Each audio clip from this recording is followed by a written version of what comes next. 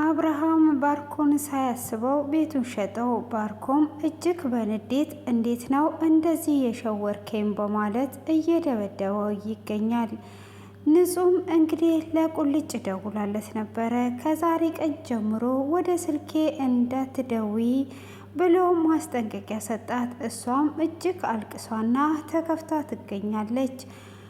አብርሃምም እንግዲህ ጽንሱን መከታተል አለብህ ሆስፒታልን መውሰድ አለብህ ብላ ዶክተር ርብቃ ስትለው እሱም እውነትሽን ነው መሄድ አለብኝ ብሎ ሲል ዲና እጅግ ደንግጣለች። አሁን ሆስፒታል ከሄድኩኝ ነፍሰ ጡር እንዳልሆንኩኝ ያውቃል፣ እንዴት ማድረግ አለብኝ በማለት እጅግ ጭንቀት ውስጥ ትገኛለች። ሆኖም እንግዲህ ንጹህ ሳቤላን ይዟ ስትመለስ ዲናን ታገኛታለች። ዲናም ከየት ነው የምትመጪው እያለቻት ትገኛለች።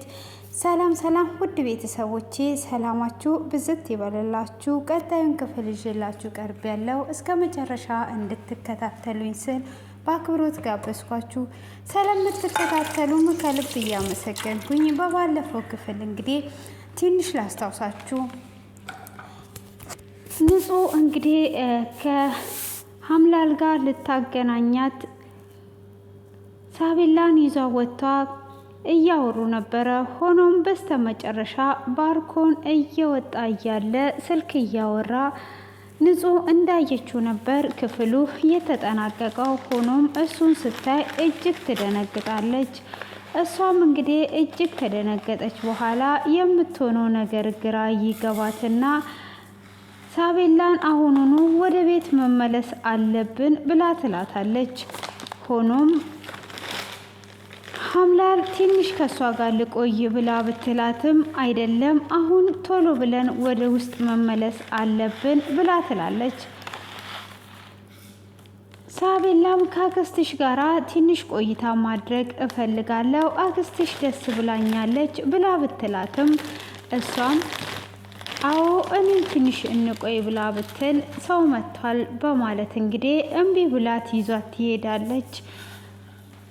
ሀምላልም እጅግ እያዘነችም ቢሆን ትቷት ትሄዳለች። እሷም ትቷት እንደሄደች ባርኮንም በደንብ ባያያቸውም እሷ ንጹም ይዟት እየሮጠች ወደ ቤት ትገባለች። እሷም ወደ ቤት ስትገባ ዲናን ታገኛታለች። እንግዲህ በባለፈው ክፍል ላይ ዲናን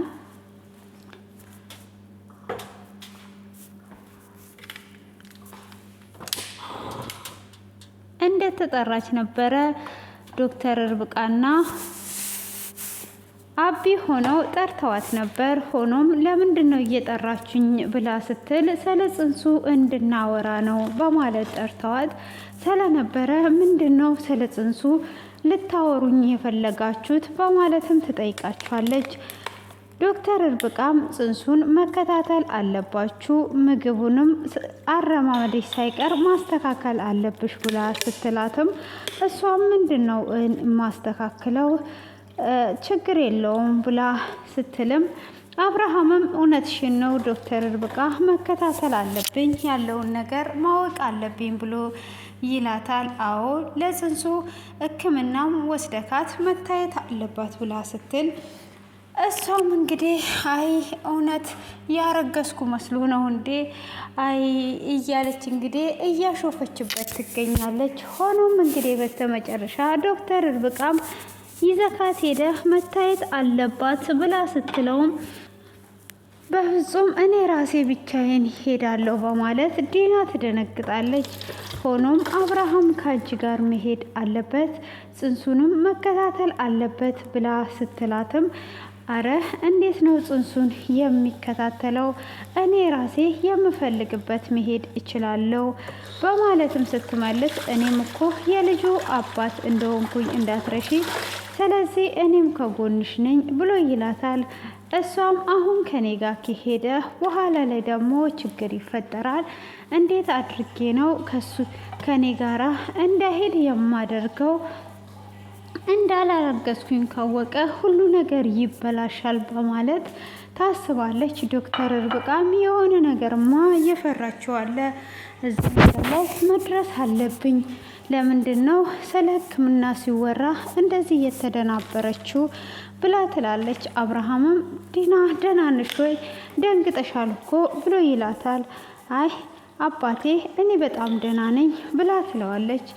እሺ እናንተ ከጨረሳችሁ እኔ መሄድ እችላለሁ ወይ በማለትም ስትጠይቀው አዎ መሄድ ትችያለሽ ብሎ ይላታል። ሳቤላን ሽርሽር ይዣት ሊሄድ ስለሆነ እሺ በቃ ሊሄድ ብላ ትወጣለች። ልክ እሷ ስትወጣ ነበረ ንጹህ ሳቤላን ይዟ እየገባች የነበረው። ሆኖም እንግዲህ ከየት ነው የምትመጡት ብላ ስትላት ሳቤላም እንግዲህ ምንም ነገር ስላላወቀች ከንጹህ አክስት ጋር እየመጣን ነው ከአክስቷ ጋር ተዋውቄ ነው ብላ ትላለች። የምን አክስት ምን አለችሽ እያለች ስትጠይቅ እንግዲህ ንጹህም እጅግ በመደንገጥ አይ አክስቴ ጋር ነው ድንገትን ያገኘናት ስትላትም አይ ሳቤላ ወደ ሳሎን ትምጣና እታች ሳሎን ላይ አወራታለሁ በማለት ሳቤላን ይዛ ወደ ታይ ትወርዳለች። ሳቤላንም እንግዲህ እንደተለመደው እያፋጠጠች ትጠይቃታለች። ከማጋ ነበራችሁ? ምን ነበረ? ወዴት ነበር? እያለች እንግዲህ እያፋጠጠች ስትጠይቃት እሷም ምንድን ነው እሱ ከማን ነው ስትላት ከአክስቷ ጋር ተገናኝተን ነው ትላለች። እሷም ደግሞ ከአክስቴ ጋር አይደለም ስትልም አንቺን አይደለም እየጠየኩሽ ምንድን ነው ብላ ስትል አይ በአጋጣሚ አክስቴ እዚህ መጥቷ ነበረ። እውነት ነው አዎ ገጠር ነው የምትኖረው፣ ግን እዚህ ለሕክምና በመጣችበት ነው ያገኘዋት በማለት ትመልሳለች።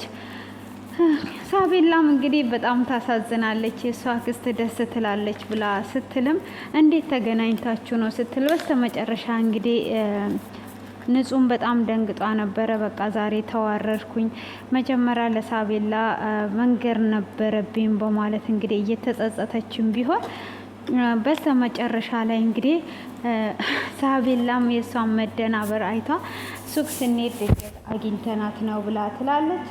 እንግዲህ በዛው ደግሞ ዲና ትናደዳለች እና ምንድን ነው እሱ እየተፈጠረ ያለው ብላ ስትናደድ እናቴ ካደ ሽርሽሩንስ አንሄድም እንዴ ብላ ስትላት እንግዲህ እየለመደችው ጮህ ስለነበረ እንደዛው እንደለመደች ትጮውባታለች። እሷም ስትጮውባት ምን ነው ስትል ይቅርታ አድርጊልኝ ጮኩብሽ አይደለ የሚሄድበት ቦታ ስላለኝ ነው ሌላ ጊዜ ወስድሻለሁ በማለት ታሳምናትና ወደ ባርኮን ጋር ትደውላለች። ባርኮን እንግዲህ ይህንን ቤት ለመሸጥ ጎንበስ ቀና እያለ ስለነበረ እሱ ደግሞ ስልክ እያወራ ነበረ። ስልክ እያወራ ስለነበረ ምንም ያየው ነገር አልነበረም ስልኳን። ከዛን እንዴት ከማን ጋር ነው የሚያወራው? ይሄ ሁሉ ሰዓት ከማን ጋር እያወራ ነው? በማለት እንግዲህ ዲና እጅግ ትናደዳለች ማለት ነው። ዲናም እጅግ በመናደዷ የተነሳ እንግዲህ ከማን ጋር እያወራ ነው? ምን እያሰበ ነው ያለው? ይሄ ሁሉ ሰዓት እኔ ጭንቀት ውስጥ ገብቼ በማለት እጅግ ተናዷ ሶፋ ላይ ትቀመጣለች ማለት ነው። እንግዲህ ባርኮንም ደግሞ ቶሎ ብለን ይሄንን ቤት መሸጥ አለብን። ይሄንን ቤት ካልሸጥን ገቢውን ቶሎ አናገኝም። እሱ አሁን ላይ ለልጁ ስለሚፈልግ ለሌላ ሰው ነግሮ ሊሸጥ ይችላል እና ቶሎ ብለክ ይሄንን ቤት ሽጠው ብሎ እንግዲህ ይነግረዋል ማለት ነው። ቶሎ ብለክ ይሄንን ቤት ከሸጥክ አንተም ተጠቃሚ ነው የምትሆነው። ይሄንን ቤት መሸጥ አለብን በማለት እንግዲህ ይናገረዋል ማለት ነው። እሱም ይሄንን አንተ ከሸጥክ ተጠቃሚ ትሆናለህ እያለ እንግዲህ ብዙ ነገር ይነግረዋል ማለት ነው። አብርሃምም ቶሎ መሸጥ እንደሚፈልግና አብርሃምም አሁን ላይ እንደሚሸጥ ይነግረዋል። ከዛም በኋላ እንግዲህ እሺ ብሎት ስልኩን ሲዘጋ ዲና እጅግ በጣም ብዙ ጊዜ ደዋውላ ነበረ። ከዛን እንግዲህ ቤት ሲሄድ ከማን ጋር ነው እስካሁን ሰዓት እያወራክ የነበርከው በማለት እጅግ በቁጣ ትጠይቀዋለች ማለት ነው። እሱም እንዴ ስለ ስራ ነበር የማወራው ይሄን አልተቀና ማለት ነው እንዴ በማለትም እንግዲህ ይጠይቃታል ማለት ነው። እሱም እኔ እዚህ ጋር ስንት ችግር ውስጥ ገብቼ ችግሮችን ለማስተካከል ስል አንተ ጭራሹኑ ዘና ፈታ እያልክ ነው ያለኸው ብላ ትለዋለች። የምን ችግር ነው የተፈጠረው ብሎ ጠጋ ሲላትም ዞር በልልኝ ምንም እንዳትነካኝ ብላ ትላለች። ምን እየሆንሽ ነው ያለሽው? መጨነቅ የለብሽም ምን ሆነሻል ብሎ ሲላት እሱም እንግዲህ ስለ ጽንሱ እንዳወራትና ሕክምና መሄድ እንዳለባት እንደተነገራት ትነግረዋለች። እሱም በፍጹም ይሄ ነገር መሆን የለበትም፣ ይሄ ነገር ከሆነማ አለቀልን፣ ጽንሱ እንደሌለ ካወቀ እንዴት እናደርጋለን ይላትና ከዛም በስተመጨረሻ እሱም እና አኮረፍሽ ማለት ነው እንዴ? እኔ እኮ አርግዣለሁ በይው አላልኩሽም? እራስሽ ነሽ አርግዣለሁ ያልሽው። ስለዚህ ብሎ ሲላት አንተ እኮ ወይም በስተመጨረሻ አላቅም ልትለኝ ነው። እናም እኔም ላኔና ለአንተ ህይወት ለማስተካከል ነው እንደዛ ያልኩት ታዲያ ብላ ትለዋለች። እሷም እንደዛ በምትለው ሰዓት እንግዲህ ካዲያ እኔ ምን ማድረግ አለብኝ በማለትም እንግዲህ ትናገረዋለች ማለት ነው። እኔ አላቅልሽም ብሎ ሲል ይሄ ብቻ አይደለም የተፈጠረው ችግር ሌላም ችግር አለ እየተፈጠረ ትለዋለች። ምን አይነት ችግር ነው ሌላ ደግሞ እየተፈጠረው ብሎ ሲላትም እሷም የተፈጠረው ችግር እንግዲህ ንጹህ እኔ መጀመሪያ ሳቢላ ሽርሽር ልወስዳት ነበረ። ሽርሽር ልወስዳት ስል አብርሃም ደውሎ ጠራኝ። መጀመሪያ ወደ ውጭ ልትወስዳት ስትል ቀንዷ መጥቼ ወደ ውጭ እንዳትወስዳት አርጌ ነበረ። ግን በዛው አጋጣሚ ደግሞ መልሷ ወደ ውጭ ወስዷ ከአክስቷ ጋር አስተዋወቀቻት። እሷ ሲጀመር እዚህ ከተማ ውስጥ አክስት አለቻት ወይ ብላ ትላለች። ሊኖራት ይችላል። ይሄ ካዲያ የምን ችግር ነው? ይሄ ምንም አይነት ችግር የለውም። ለሁሉም ነገር አንቺ መጨናነቅ የለብሽም ብሎ ይላታል። እሷም እንዴት መጨናነቅ የለብኝም በኋላ ደግሞ ሌላ ችግር ቢያመጡስ ብላ ትለዋለች። አረ ይሄንን አታስቢ፣ እህቷ እኮ በእጃችን ያለችው ምን ያሳስብሻል? ለካ ትልቅ ነገር በእጃችን ይዘናል በማለት እንግዲህ በስተመጨረሻ ላይ አሪፍ ነው ትለዋለች። እሱም እንግዲህ ማሳጅ እያደረጋት አንቺ ምንም መጨናነቅና ማሰብ አይጠበቅብሽም ብሎ ይላታል። ሁሉንም ነገር ደግሞ አትጠራጠሪ፣ አክስቷ እዚህ ብትኖር ምን ችግር አለ በማለት ይመልስላታል። ከአክስቷ ጋር ብታስተዋውቃት ምን የሚቀየር ነገር አለ? ታውቂያለሽ እህቷም ከኛ ጋር ነው ያለችው በማለት እንግዲህ ይነግራታል። ስለዚህ እሷም ልክ ነህ፣ እንደዛ ከሆነ ምንም ነገር አይፈጠርም በማለት እንግዲህ ትነግረዋለች ማለት ነው። ያንንም በምትነግረው ሰዓት እንደዛ ከሆነ ምንም ማሰብ አይጠበቅብሽም፣ እህትየውም እዚህ ስላለች ምንም የምታመጣ ነገር የለም፣ ቤተሰቦቿ በእጃችን ላይ ነው፣ አንቺ ብቻ አትጨናነቂ ብሎ ይላታል። አንተም ግን መጠራጠርህን እንዳትተው እንደዚህ ዝም ብለህ አትመን ትለዋለች። እሺ በማለት እንግዲህ ሁለቱም እንትን ይላሉ ማለት ነው፣ ይተማመናሉ። ከዛን እንግዲህ ይሄ ሁሉ በዶክተር እርብቃ የተነሳ ነው፣ ነገሮቻችን እየተበላሹ ነው ያሉት፣ ተስተካከለ ስንል እየተበላሸብን ነው፣ እንዴት ነው ይህንን ነገር የምናደርገው እያለች እንግዲህ እያሰበች ነው ያለችው። አሁን ላይ ጭንቀት ውስጥ ገብተዋል። ያሰቡት ነገር ሁሉ አልተሳካላቸው። እንግዲህ የሳቤላም እና ሳቤላ ያለቻትን ሁሉ እያሰበች እና በዛን ሰዓት እንግዲህ ዶክተሩ ቶሎ እንደምትሞትና እንደማትድን ነበረ የነገራት። እሱንም እያሰበች ነበረ እንግዲህ እንደምትሞት ነግሯት ያው እስከ ዛሬ ድረስ እግዚአብሔር እድሜ ጨምሮልኝ እየኖርኩኝ ነው ብላ እንግዲህ አብርሃም እንዳይጎዳ ብላ ዶክተሩን ቃል አስገብታ ነበረ የጠፋችው። ሆኖም ልጇ እስከ ዛሬ ድረስም ብትንገላተትባት እሷ ግን በህይወት ቆይታለች። ምንም የሆነችው ነገር የለም እና ያንንም እያሰበች ነበረ። ስለዚህ ሳቤላም ደግሞ እዛ ጋር ያለቻት ንግግሮች ነበሩ። አንቺ እንኳን እናትሽ እንኳን ያንቺ ልጅ የታደለች ናት፣ የምትወዳት እናት አላት እያለቻት እንግዲህ እንደዛ እየተናገረቻት ነበረ ማለት ነው።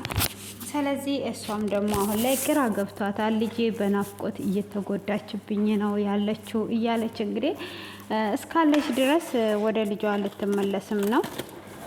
ሆኖም እንግዲህ ባርኮንን ላናግረው ብሎ አብርሃም እያሰበ ነው።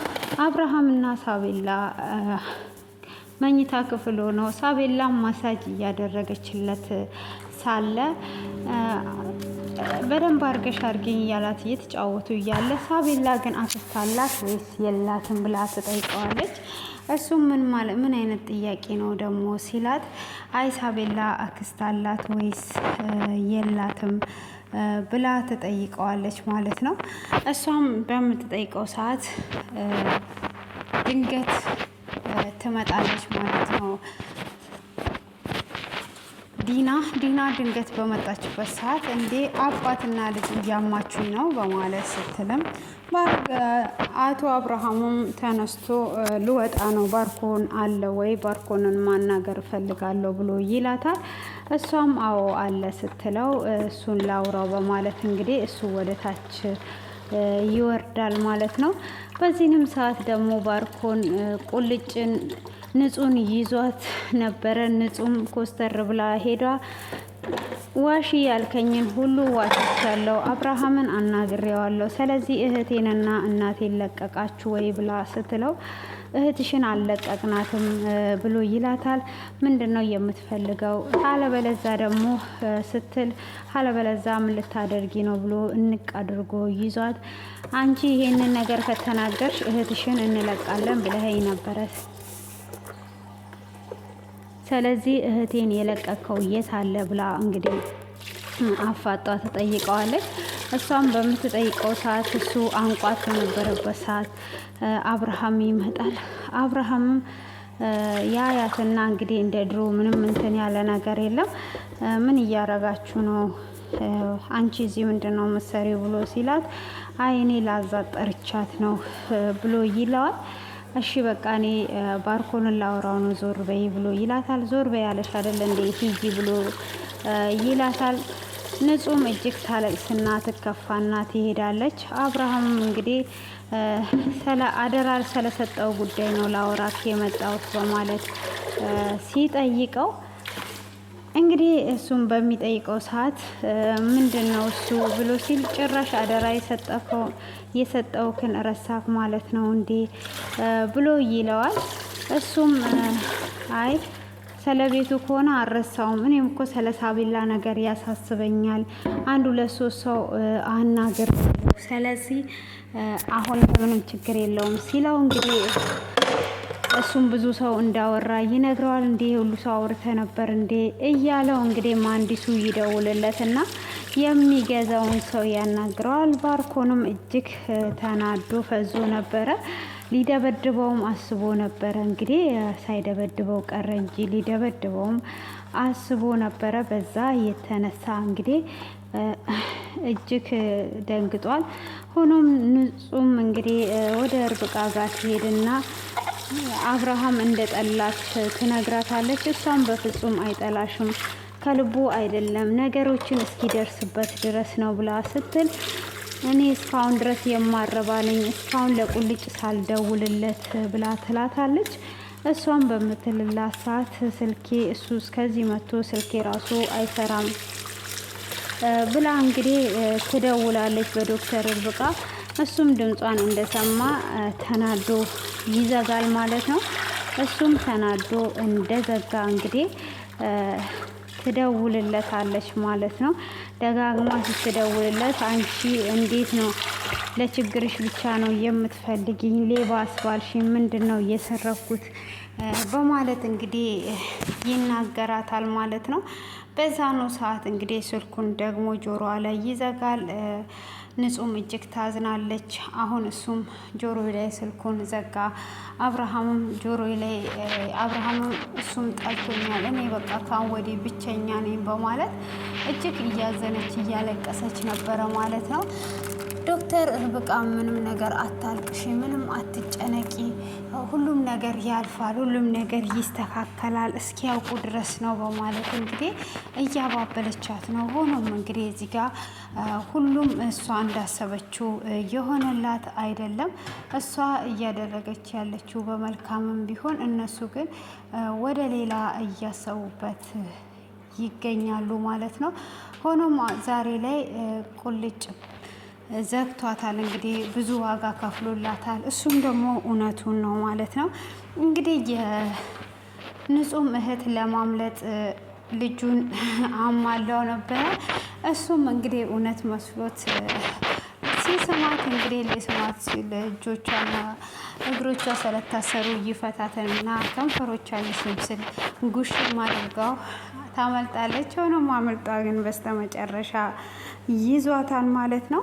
እንግዲህ ሀምላልም ደግሞ አሁን ላይ ታስባለች። ሁሉንም ነገር ወደኋላ ካሰበች በኋላ ልጄን በናፍቆት መጉዳት የለብኝም፣ ሄጄ ልጄን ማውራት አለብኝ፣ ማብቃት አለበት ብላ በር እያንኳኳች ትገኛለች ማለት ነው። እሷም በሩን እንዳንኳኳች እንግዲህ ክፍሉ በዚህ አይነት ተጠናቋል። አብርሃምን በሩን ሊከፍት እየሄደ ነበረ። እንግዲህ አብርሃም በሩን ከከፈተ እሷም እናቷን አገኘች ማለት ነው። ሀሳቧን ካልቀየረች በዚህ አይነት መልኩ እንግዲህ ሆኗል እና እጅግ በጣም ነው የሚያሳዝነው። አሁን ላይ እንግዲህ ንጹህ ምንም ባላሰበችበት ምንም ባላጠፋችበት ሁሉም ጠልተዋት ይገኛሉ። ዲናም እንግዲህ አሁን ወደ ምርመራው ይዟት ከሄደ ልጇ እንዳላረገዘች ያውቃል። ቤቱም እንግዲህ በዚህ አይነት መልኩ ሊሸጥ ነው ማለት ነው እንግዲህ